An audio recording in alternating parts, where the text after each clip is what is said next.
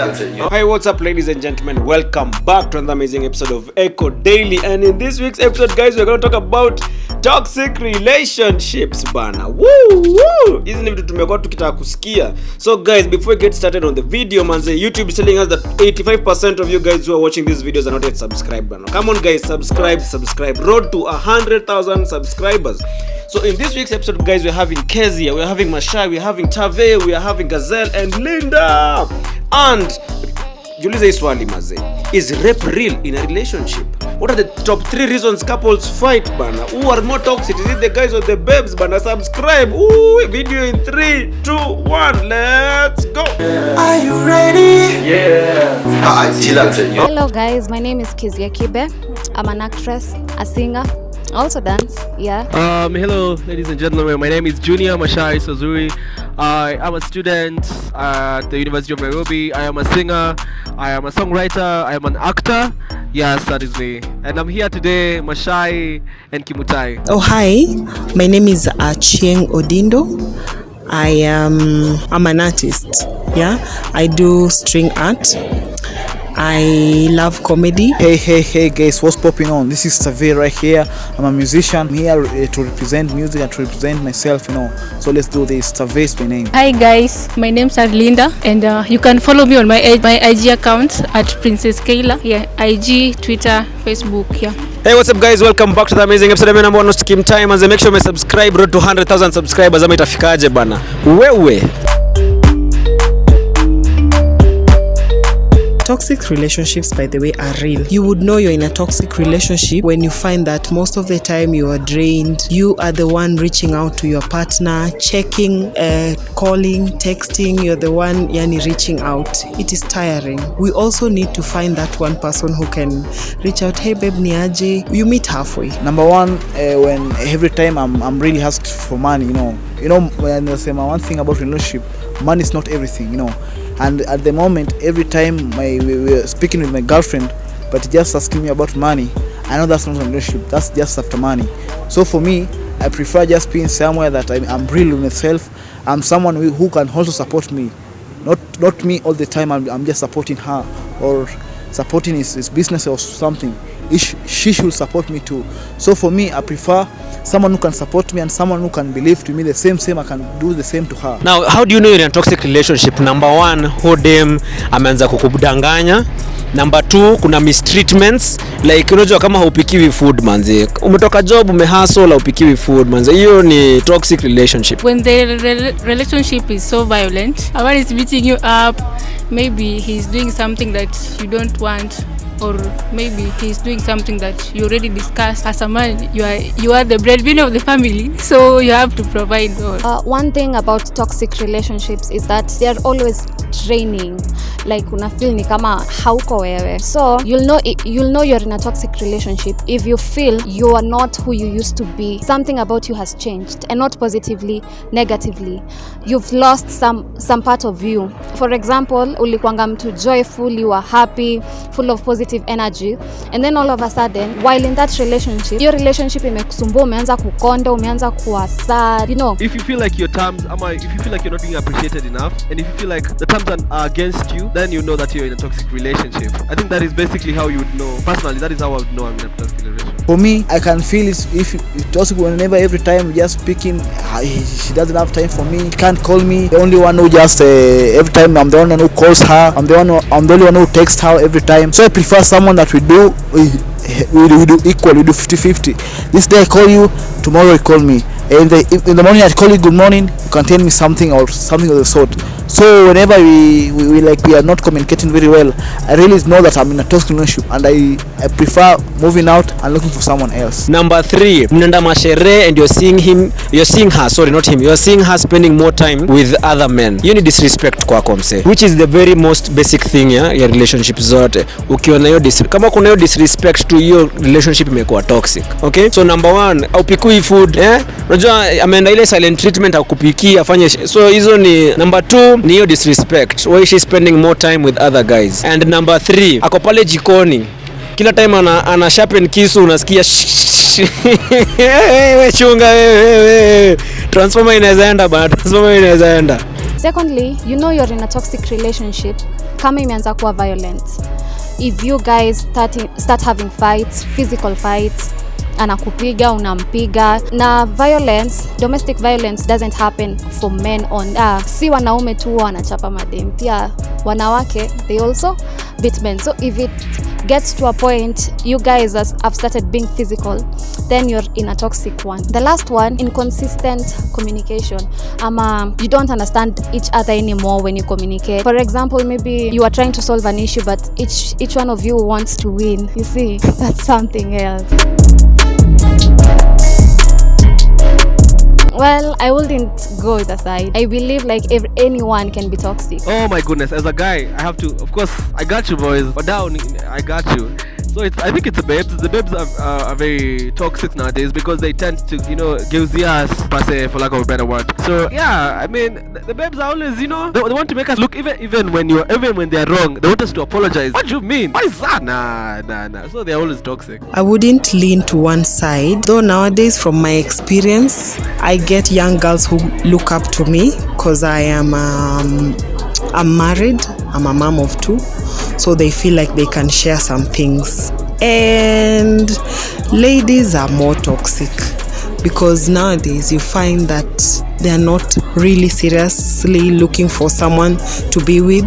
They want one person to pay the rent, another person to be paying school fees.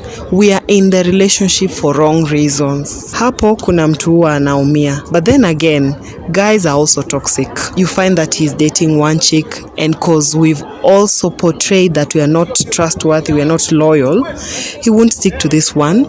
He will want to try and see if Jane is okay and if Mary is okay. In that whole process, you don't give your attention to this one person you are dating. In return, it is stressful, even to you who's dating so many girls. I can say, according to me, I'm not like saying bad, but babes are more worse. Because as men, we can easily be loyal to one woman. But for women, they're into lifestyle so much until they can't depend on one man. It's very nice to have one man in your life that, this is the only man and I can grow with him from scratch to be rich. So it's not well for like a woman to have like a lot of men. You are like you have like a lot of women in your life.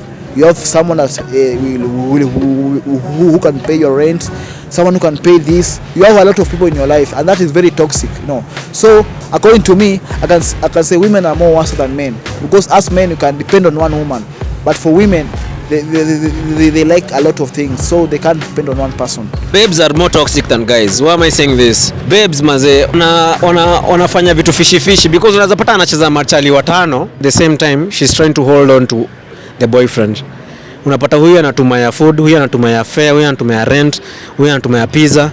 Now because the guy cannot provide, so hiyo inakupatia stress manzi, inakufanya unafeel manze hii place iko so toxic, like it does not favor you in any way. On the other hand, I do not also support most of the guys. Some of the guys are also toxic in a way that aside from cheating, kuna wale wasenya ko violent. Why are you so violent with your babe maze?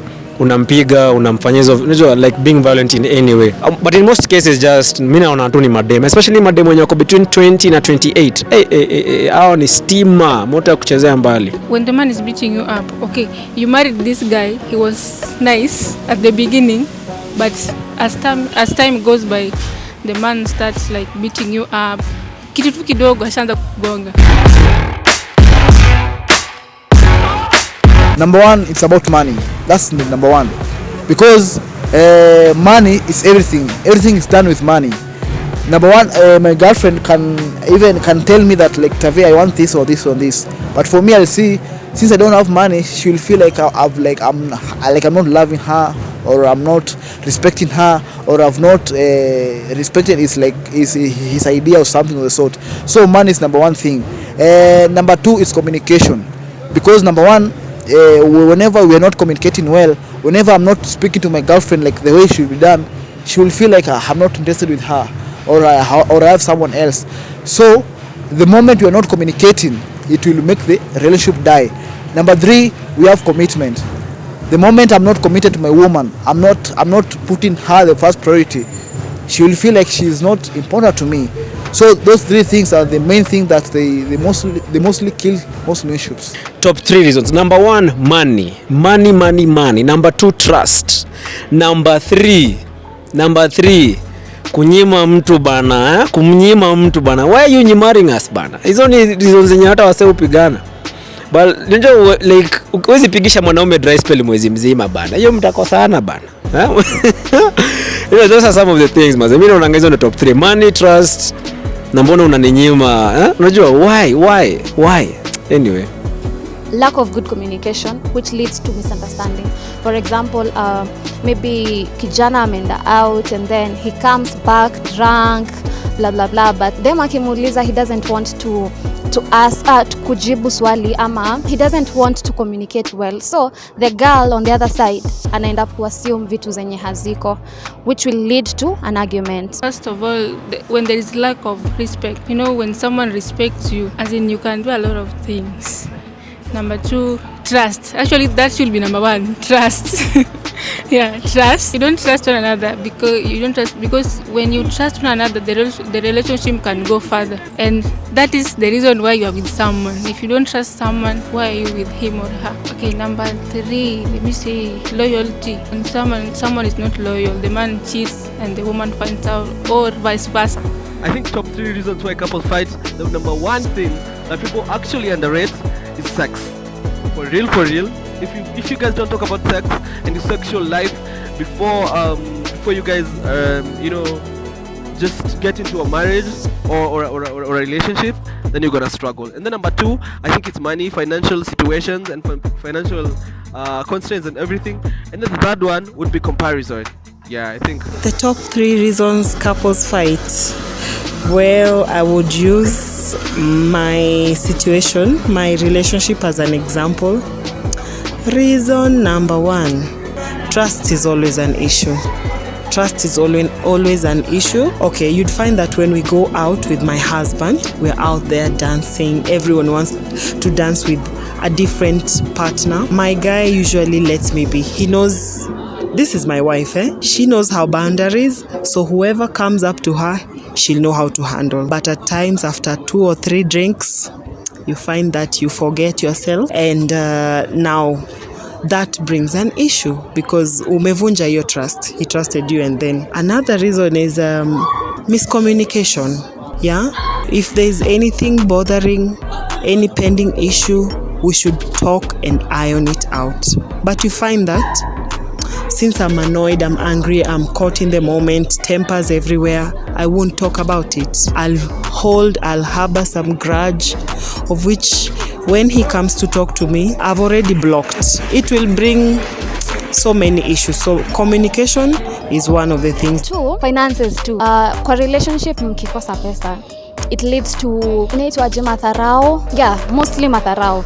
Juu unapata if the guy doesn't have money, kuna kuanga na kale kama matharao wasichana wanakuanga nayo, especially if that girl is all about money. So finances is also another thing. And also it can be when these 2 people maybe wanachanga for them to have a good living, and then mtu mmoja anachukua hizo pesa for their own benefit. So si lazima ikuwe ati mtu mmoja ni ana provide ama nini. Thirdly, it can be okay, I've said this under communication, but misunderstandings not due to communication but also actions, venye una treat mtu mkiwa nje ama who you are. Mtu anakosa kukuelewa. By the way, mimi nakuanga hivi. By the way, nikiwa around my friends, I'm always happy, I'm always positive. So unaona nikiongea na mabishti wangu sana, you think maybe I'm flirting with them or there's something. So not lack of misunderstanding. are fighting because they test your relationship, they test whether the relationship is working or not, so the fights are actually important. But of course, yes, we should fight, because if we don't fight, then how will I know you truly love me? I have to keep your socks elsewhere and utafute uniulize kwani unaniekeanga socks zangu wapi wewe, and then we try, as in those small talks, small fights, and underline that word, small fights. They are healthy in a relationship. At least you get to understand another side of your partner and bring also calming. The calming now is the ultimate lesson, because mmejamishana, okay, tunaweza ongea, yeah, let's iron this out, and that will show that you can really go with your partner for a long time. Yes, they are healthy, because as we live, not every time like we are okay. Sometimes I go wrong, sometimes you go wrong, and I can say it's better for you whenever I go wrong, we can fight sometimes and move on, because that's part of life. I can't be right all the time. So whenever you are fighting, it doesn't necessarily mean that you are fighting by hands or something, but maybe by words, maybe like you're talking ill to your husband or to your boyfriend or your girlfriend. You have the right to take anything to your boyfriend or your girlfriend, because that's your woman or that's your man. So for me, I can say it's very right to fight in a relationship, which makes it stronger and makes me know you better and better and better, because you are here to stay, not here for a period of time. No, I don't think fights in a relationship are healthy. Okay, you can disagree. I believe if you guys don't disagree, then it will be fake love, you know. Of course, kuna time inafikanga unamuuliza mbona ulifanya hivi, mbona, you want to ask, and that's a disagreement. It's not necessarily a fight. You guys don't have to fight. I believe fighting is toxic.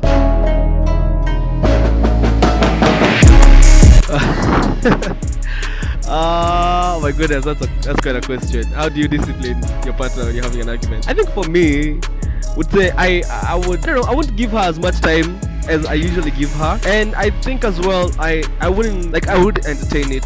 I'll make sure she knows that she's wrong.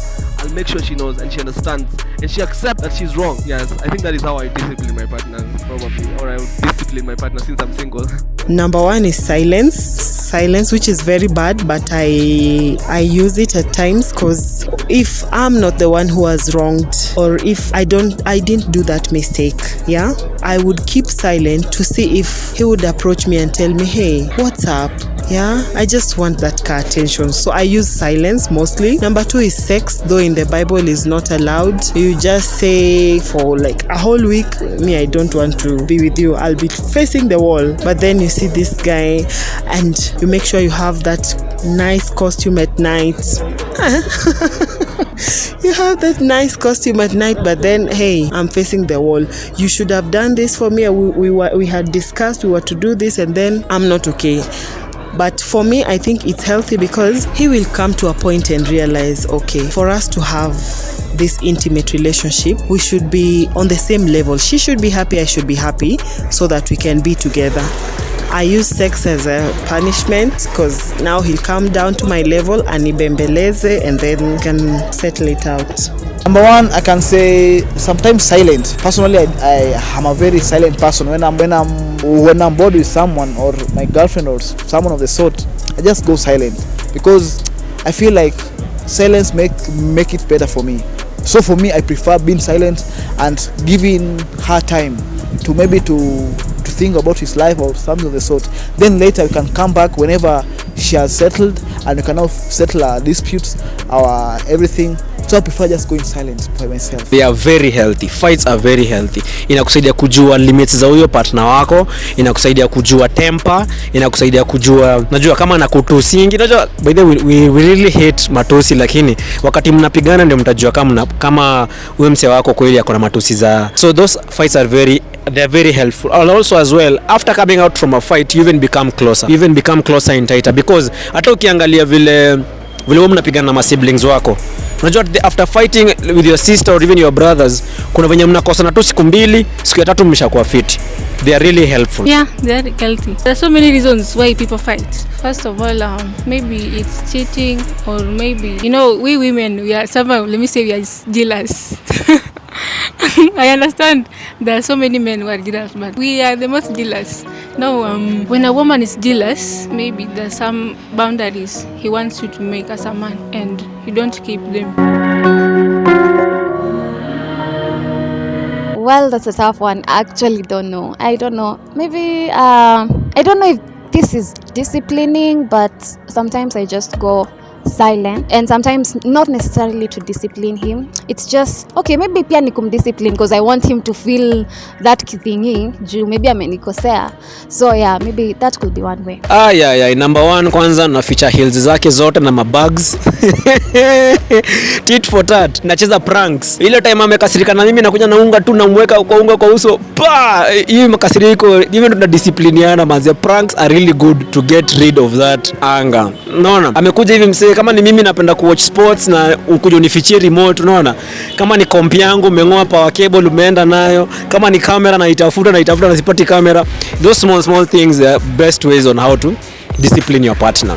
Alafu number two, okay, mademu tumianga hii weapon sana, depriving their partners of mnyanduo.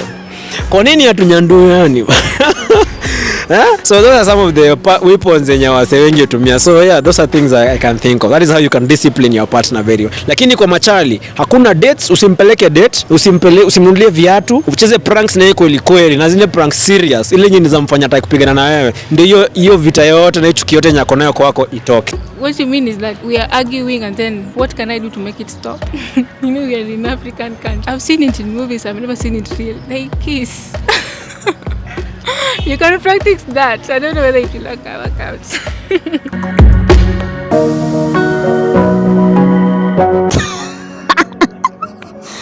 So one of course is the main one, guy. See, mna make out too, and if you guys you can get intimate. Hiyo kitu inatoanga hasira mbio sana. The second one is just humbling yourself and apologizing, just like a mature person. Say I'm sorry, Taisha. Just be honest, listen to them. Be honest and listen to them. When you're wrong, accept and ask for forgiveness. And I think number two, I think give them what they like. And which babes right now, they like money, they like flowers, they like posh life, you know, just give them those trips. Take them to Diani if you can. Yeah. Okay. After all those arguments, you see everyone has their emotions all over. I usually suggest that as a female, as the lady, in as much as we shout tuko huko juu tumejam, we have that breaking point whereby tunafaa to realize okay, it's okay. You calm down, forgive if there's anything to forgive, acknowledge your mistake and iron things out. In fact, make good dinner. Take time to rebuild that trust again. One is silent. That's one thing I can say apart from in my experience. Because whenever you go silent, someone will think like I did something wrong to this person. So she'll start asking herself some question. Why did I do this? Why did I wrong this guy? Why did I do this to this guy? So I can say go silent. Number two, try to do, because if I'm the one who wronged her, I can try to do something that she likes, make her happy. But if she's the one, she should do the same to me, because there's no way you could be wrong to me, you could have wronged me, but you expecting me to come and apologize to you. That can't work. If you are the one who went wrong, apologize to me and do something that will make me happy. If I'm the one who did it, I'll do the same. So it's a mutual thing. When I go wrong, I'll do the same. When you go wrong, do the same. And that's how it works. Nice. Number one, mpeleke dates, chocolates, najua, flowers, M-Pesa kalie na kadha utano, vitu safi. Okay? So yeah manze, hizo ndio vitu tunaweza taka tu that is how you can win her back. Alafu pia kitu kingine ni kitu yenye tunaweza bambika nayo sana ni kupeleka travels. Unajua ma distance, vitu za kutembea, uende Diani, uende Mombasa, uende hata Turkana, uende hata Garissa, Wajir, Uganda, Zambia, South Africa, uzunguke. Hizo ni places. Those are the two best ways za kunini na couple wako. That's when you can do whatever thing he likes. If you are married, you can cook him something that he likes eating, or you can bring up some old photos of you that shows that you are happy back then. Yes, because rape is sex using violence, you know. So I believe rape is real in a relationship. You know, when you talk of the word rape, it's sex that the girl or the boy hasn't agreed to. So you're forcefully having sex with them. And it happens in relationships. And mostly it always affects the girl, because the boy child maybe really wants to have it, but the girl isn't in the mood. So and end up on force. And that's rape. Yes. Yes, I think rape is actually real, and that is such a good question to ask, because I feel like most people don't ask for consent just because they are dating this person or they're in a relationship with this person. So, and you know, most of the times men have a higher sex drive, or men can have sex anytime. I feel like men sometimes tend to, you know, when they want it, they want to get, no matter the attitude or the emotion that your partner is going through. And I feel like it's something that should be avoided completely. Listen to your partner, ask for consent, even if you guys are dating, ask for consent. Yes, rape is real. Think consent tu ndio huwa inatoa hiyo story yote. For instance, I'm from work, exhausted, not that it's happening in my relationship, but I've gotten a few people who confide in me. I won't mention names, but upon getting home, we are all from work tired and we want to get intimate. I am not in the mood, but he is in the mood. You find him insisting like, hey, you're mine, how come? Then you've been with another person. No, hey, without even your consent, he has like your clothes off and he's pinning you down. And since he's your guy, shingo upande, you find that you've gone through with the act. Imagine. It is not fair, though it happens. I can't say it's real because in a relationship it means you wanted to be with me. So the moment we are having fun or we are having fun with you, it's not a rape because you are the one who wanted to be with me. That's not a rape. Rape is a way that you did not want to have sex with me. But the moment you want to have sex with me and choose to have me, that's not rape. So that's not real according to me. Rape is very real in a relationship, so you just need to focus on how you can communicate with your partner. So just make sure everything is okay, and don't ever force yourself on your partner. Don't ever force yourself on your partner. It is very important to communicate and talk. Rape is very real. People do these things happen. Guys take advantage of their partners and etc. Yeah, I can say yes and no. Yes, because when a man forces you to be intimate with him when you don't feel like, and I don't think it's real in a relationship, because someone can't force you to be intimate when you don't want to be intimate. So I don't think it's a yes and it's a no. Yes. Otherwise, guys, make sure you subscribe. Thank you for watching.